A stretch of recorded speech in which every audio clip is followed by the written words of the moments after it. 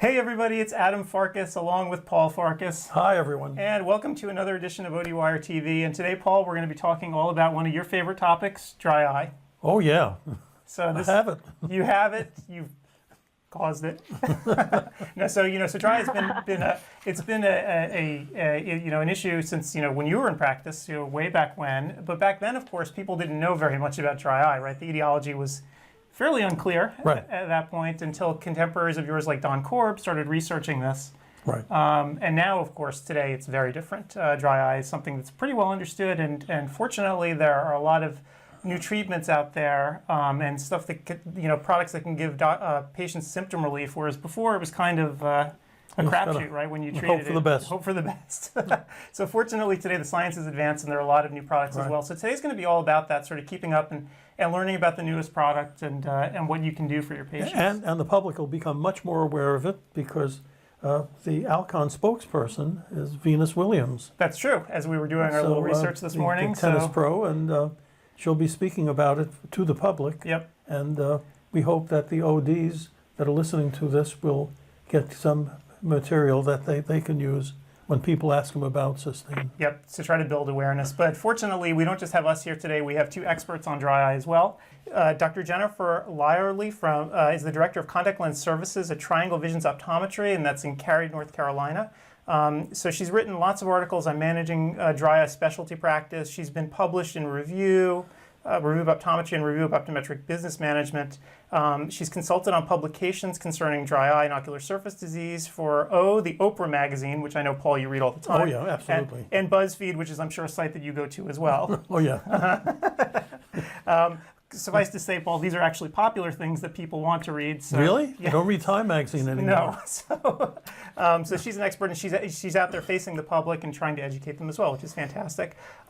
We also have Dr. Bill Townsend on the line, and he is a internationally known speaker and optometric educator on a wide variety of topics, including dry eye and allergies and ocular disease. Born, raised, and lives in Canyon, Texas. Here's something that you might not know about him. He was awarded the University of Houston College of Optometry Alumnus of the Year Award in 2015. Great. And he's also written for several journals, co-authored a textbook on retinal anatomy and disease, and critical to this discussion, he's on the board of directors for the Ocular Surface Society of Optometry. So he knows about dry eyes. He knows about dry eyes, so he knows his stuff. So Jen, Bill, thanks so much for being here today. Okay, well. Thank you. And before we get started, I've been asked, I actually have to say this line, okay? This is sort of an ODwire tradition about disclosure. Ready? Here we go. Doctors Lyerly and Townsend were compensated by Alcon for their participation in this interview. Okay, Jen, dryness and eye irritation are so common today. What are the most common causes of dry eye and irritated eyes, in your opinion? Well, if we all close our eyes and think about what a classic dry eye patient is, I think that picture of that middle-aged woman always comes into our mind. And there's a reason for that, why we think of that first. We know that menopause and postmenopause is a big cause of dry eye symptoms.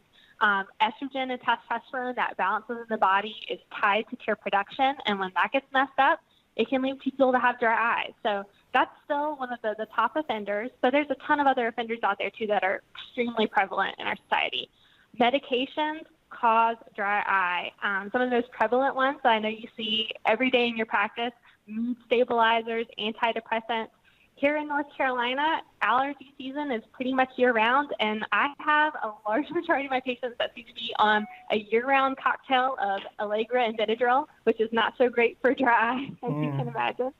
Not to mention surgeries that we often think of with ocular surgeries: LASIK, cataract surgeries, glaucoma surgeries. Again, they're increasing inflammation on the surface of the eye, which is the enemy to tear production and causes dry eye. And then the biggest offender, I'm a millennial myself, so I always think of that kind of traditional model of optometry, what dry eye looks like turning on its head, because blink rate is probably, in my practice, the biggest offender for dry eye. Yep, and you're way too young to worry about this, but some people get work done on their eyes to look a bit younger, and some people just can't close their eyes once the work is done, and that will lead to dry eyes as well. Well, people are getting Botox younger and younger now. It's real common in 30s, though. I live in the dry eye capital of the world. I mean, literally, sometimes where our humidity levels are like 4 and 5%. So we're drier than the Sahara Desert, and I didn't make that up. That's true. So we see a tremendous number of patients with dry eye of all ages, and as Jennifer said, part of the issue is blinking. What we're seeing now is younger and younger patients who are developing significant dry eye. The DEWS 2 report came out. We know now that approximately 80+% of all dry eye is related to forms of meibomian gland dysfunction. So this is a scary thing and something we really need to address. You know, one question that I had for you, patients themselves might not even really realize that they have dry eye. And so when they go out and they don't know much about dry eye, they don't know what's causing it, right? And actually, I'm staring next to the guy who, back when he was in practice, they didn't know what caused dry eye, period, whether Sure. you were a professional or a lay person. So I'm kind of curious, in your patient populations, what are the primary causes of the dry eye you're seeing? Are you seeing a lot of evaporative problems or aqueous-deficient or mixed? What are you seeing in your patients? One thing that we've begun to do is actually routinely look at everyone's glands, evaluate glands. The meibomian glands are really easy to evaluate. It only takes a few seconds. And if you'll start doing that, what you'll find is there are a tremendous number of people in all age groups, from all walks of life, that have substantial meibomian gland dysfunction. And as I said just a minute ago, we know now from some of the mega studies that have come out that evaporative dry eye is by far the most prevalent form of dry eye. Oh, I was going to say, I think our traditional model of aqueous deficient or evaporative and isolating patients into these two separate buckets, that's antiquated. And the TFOS DEWS 2 really kind of harps on that message. The overwhelming majority of the patients that are sitting in your chair have both. And so when we're recommending solutions, we need to be thinking about patients having both issues. And so, I guess this moves into a discussion, though, talking about the mixed kind of dry eye. What we're here to talk about today was SYSTANE COMPLETE, right? And so this is a new product that came out. I guess it was just recently, right? It was May, March, it was last month. I mean, it's pretty new product. New, yeah, May. It's brand new. Yeah. And so it's the most advanced formula of SYSTANE that they make. And I know that Bill, Jen, you've had experience with it already.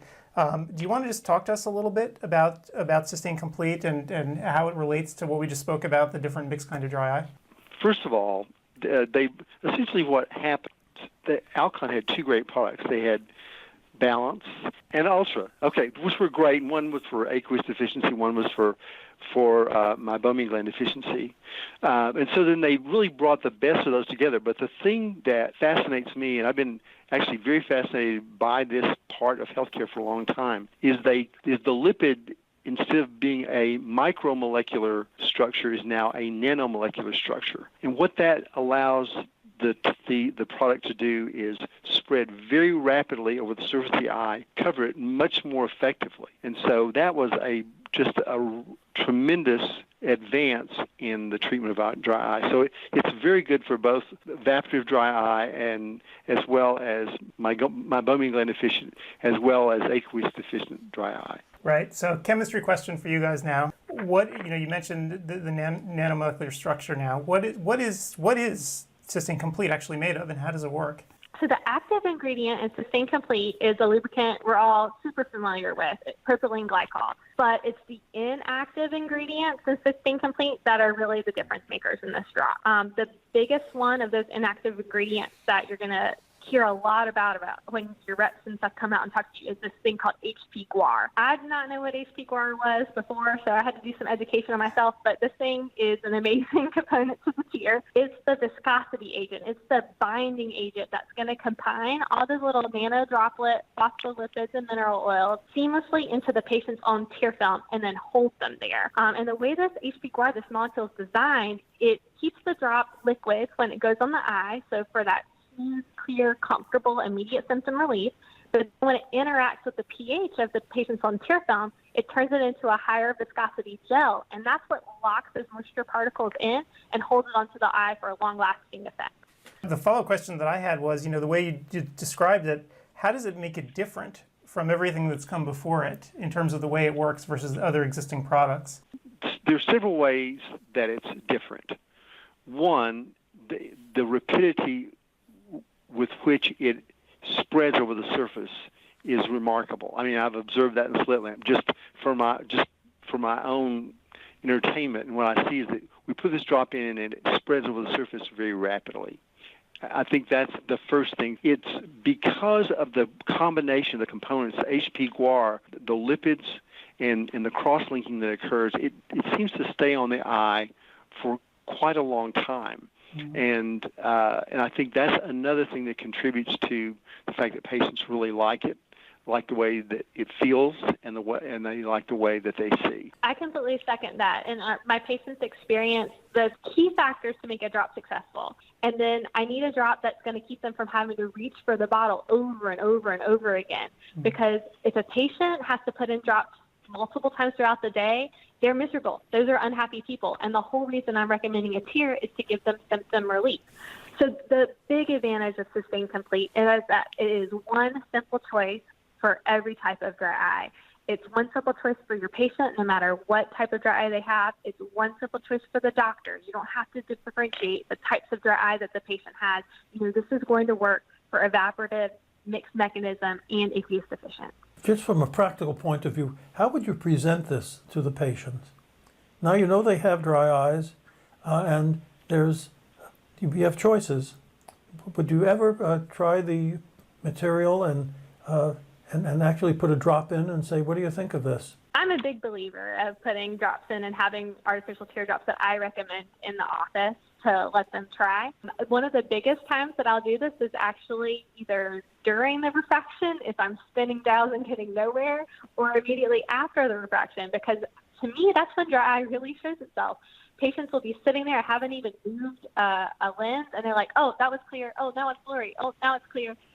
I'm not doing anything. I'm not changing lenses. What's going in on focus is their tear film. That is a great time to put a drop in and let patients experience what that relief can feel like. I agree with you 100%. And we actually, when you're getting nowhere with a patient, especially someone you know has dry eyes, sometimes the best thing you can do is just pull a phoropter away so you know your issue is really that your tears are drying out. As we're trying to do this refraction, so we put the drops in, it helps avoid remakes. It also helps that patient to appreciate the fact that one of the main causes of their dryness, of their blurring, is not necessarily their prescription, but it's often the dryness. Great advice. So one big conundrum that people have, and I'm sure you've seen it, is they go to the supermarket and all of a sudden in front of them they have this sea of drops, right? How do you make sure that the patient is actually using what you're recommending to them? Do you actually write it out in a script for them? Do you show them, sort of the box what it looks like? How do you make sure that they're actually using the right product for them? We've been in our practice. We've been fortunate that we've had actually samples, although they tend to go away very quickly. Handing out a sample, handing out a coupon, or what I do sometimes in my practice, all our patients have cell phones with them. I like having a bottle in the office, and I'll say, snap a picture of this. This is the one that you want to get. And that's more likely they'll have it in their pocket than anything else. Great advice. That is a good idea. Good idea. Absolutely. Well, we're coming to the end of our discussion. Do you folks have anything else you'd like to add? I would say for all of the practitioners who are out there, they're taking dry eye seriously. You're writing prescriptions, you're doing treatments. Don't forget about patients' breakthrough symptoms, because all of our treatments trying to solve underlying causes of dry eye, patients can still sometimes be in situations where they're on computers for long hours, they're in air conditioning, they're in canned air on an airplane. They're going to have those breakthrough moments, and they still need to be reaching for something that's good for the ocular surface when they get that symptom relief that they need. And that's where this drop comes in. It's not wrong or a failure to be recommending artificial tears on patients that have dry eye. They still need symptom relief during their day, and so we're responsible for making recommendations for a drop that's actually a good, high quality to give them lasting relief. Great advice. And on that note, Jen, Bill, thanks so much for being here. And this conversation will continue online. So I hope people come to ODwire and give you some feedback, and we can keep it going. So thanks so much for being here. Thanks again. Thank you. Thank you.